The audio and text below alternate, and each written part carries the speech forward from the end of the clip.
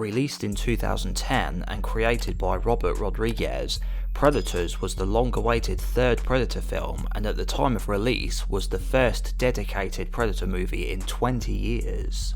The film follows a group of strangers who all wake up in freefall and parachute into an unfamiliar jungle environment. As each character introduces themselves, we find out that with the exception of one, they are all cold-blooded killers comprised of cutthroats, criminals and trained soldiers, the deadliest of their species, human predators. As they try to figure out how and why they all got there, they soon find out they are no longer on Earth and were each chosen as prey to be hunted by a group of extraterrestrial sport hunters. When I rewatched it again to do this review, I actually did enjoy it quite a lot. Obviously it's not on the same level as the original, but it was entertaining. I also liked the characters and it has some cool sequences and nice creature effects. It also introduces us to a new species of the Yautja called the Super Predators.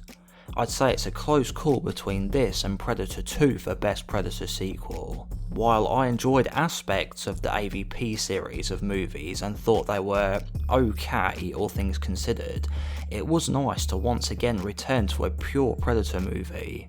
At the time, the film was described as a direct sequel to the first, not outright saying that Predator 2 and AVP didn't happen, but was stated to be a separate entry from those movies, a soft reboot of sorts you could say. My favourite things about the movie are the plot, which I really do like a lot, especially the opening of the film where Royce just wakes up and he's falling to the ground. I thought that was awesome, and the concept of all these different people from across the world having been selected for being the deadliest of their species. What an awesome way to utilise the same theme of a group of people being hunted from the first film, but flipping it on its head, and instead of a close-knit team, they're all strangers and have to then band together and form this kind of uneasy alliance. I really do think that was a good concept for a follow-up to Predator. It's doing the same thing but in a different way. I also like the characters and how they are all distinct individuals, each with their own unique looks, personalities and weapons, and the film does do a decent job of introducing us to them as well. We have the main character, Royce, who's a mercenary and finds himself as the unwilling leader of the group. I like how he's not strictly a good guy like Dutch or Harrigan. He is more of an anti-hero. He is a survivor and doesn't care about anyone but himself, and will happily leave someone behind if they become a liability, and he'll lead the others into a dangerous situation just to see what happens, and even suggests to use one of the other members as bait when he gets injured. But this also gives him the chance to undergo a character arc, whereby at the end of the film he learns to work alongside the others. He's played by Adrian Brody, who a lot of people didn't like as he wasn't known for playing action roles, and people said it was hard to imagine him playing this sort of character, but I actually did like him in this. I think because though I've never been someone who keeps up with actors and celebrities, and this was the first thing I ever saw him in, so that'll be why, but I do think he did do a good job. He's not as big as Arnold, but you could argue that's more realistic, as soldiers in real life do actually tend to be a bit more lean and mean instead of being ripped bodybuilders. I liked Royce. Then there's Isabel, a sniper from the Israel Defense Forces and the secondary protagonist. Cuchillo, a Mexican cartel enforcer. Nikolai, a Russian Spetsnaz soldier. Hanzo, a Japanese Yakuza member. Stans, an American criminal on the FBI's most wanted list. Mombasa, a Sierra Leone death squad member. Edwin, a doctor who is suspiciously the odd one out. And Noland, a survivor who's been hiding on the preserve for 10 seasons. It starts quickly and has a good pace to the story, but still manages to introduce the characters well, and I think the acting is decent for the most part, though some parts were a bit cringy for me too. The movie has a mostly serious tone, which I do like as opposed to having constant jokes throughout. I don't think every movie has to be a comedy in disguise, something we'll get to in the next film, The Predator. There's also that bit where Isabel shows Royce the leaf in the water, hinting that they aren't on Earth, and then the reveal where they enter that clearing and can see all those other planets in the sky. I thought that was really cool. Overall, it does build tension quite well and has some thrilling moments.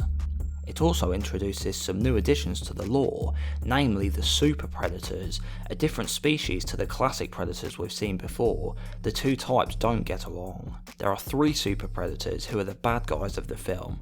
There's Berserker, Falconer and Tracker, and like the human characters, the filmmakers also gave them each a distinct look and role that they play within their hunting group.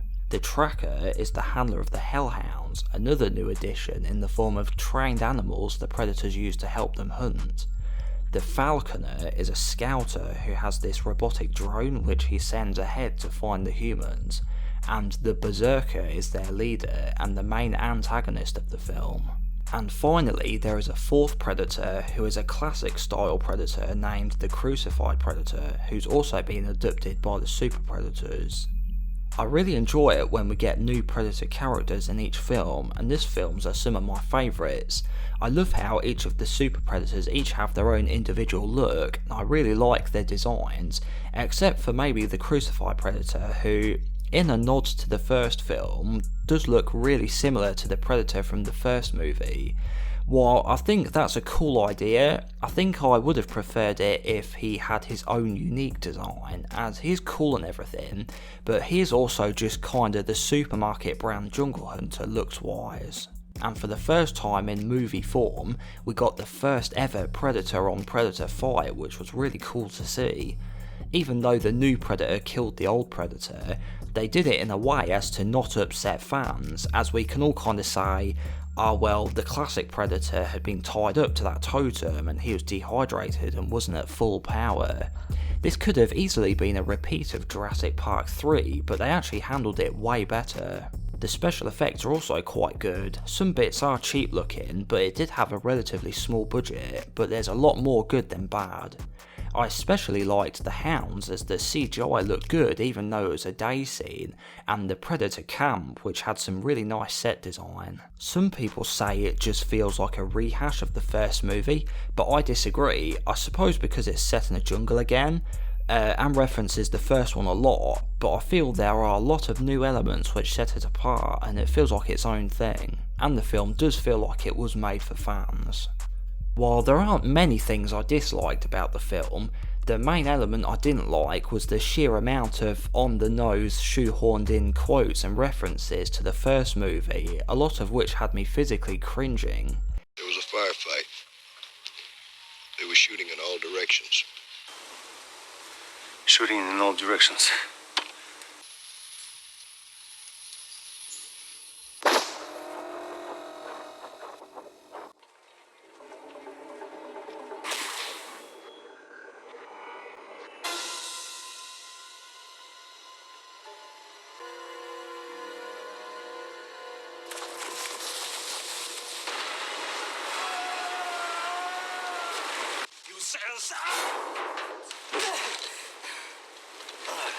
You set us up!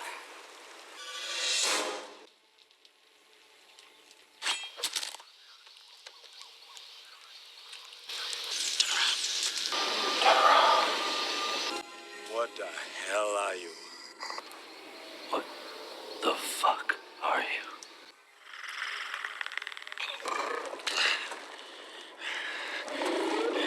Come on, kill me, I'm here! Come on! Come on! Do it now, kill me! It's something I really do not like in my sequels. It's alright if it's done subtly once or twice, but here it's excessive, and I feel they really went overboard with it. Adding to that is the overuse of the classic score from the first film, and it makes me cringe when at the credits where it plays that song from where they're in the helicopter. I also didn't like how they did that because the film's ending was pretty somber and the protagonists didn't quite get the happy ending the previous film's ones got. I also wasn't keen on how Edwin's reveal was done. It just kind of came out of nowhere and I didn't think it really fit with the rest of the film. Also, a bit of a smaller complaint is that I wish we had gotten to see a few more of the other creatures the predators were hunting. We did see a single river ghost, but that was it. I think it would have been cool if we got to see something else too, maybe like if another creature is attacking the group, but then just before it kills one of them, a cloaked predator comes and shoots it from behind or something. There's also some stuff that made no sense, like how the jungle has earth, plants and insects, which isn't ever brought up, and then the part where Isabel tells them about Dutch and the predator. Like, how would she ever know classified information like that, especially how she's not even in the US military? I think that whole bit could have been cut out, as it doesn't really make sense how she'd know all that, and it doesn't really add anything either except for referencing the first film. Also, why does Nikolai, a Russian soldier, carry a NATO weapon for? Oh yeah, to reference the first film, because that had a guy with a minigun too. So on the whole, despite some cringy bits, I did like Predators. I thought it was fun and entertaining, and builds on the Yautja lore giving us the super predators. I would like to see them make a return in a future story. I also like the ending of the film, as it's left to interpretation whether or not they manage to escape or whether they're stranded. It was kinda like in a game where you get multiple endings like Fallout or something. They didn't get the good ending, but not the worst either. It's like Predator 2, where it wasn't that well liked at release, but over time fans start to develop a fondness for it. To give it a score, I give Predators a 7 out of 10. I hope you enjoyed my review of Predators. If so, please like the video, as you'll be doing me a huge favour with the YouTube algorithm. Also, you can now become a member if you want to help support the channel. Next review on the lead up to the release of Prey will be The Predator. That'll be an interesting one, so make sure you're subscribed also so you don't miss that. Thank you for watching, and I'll see you next time.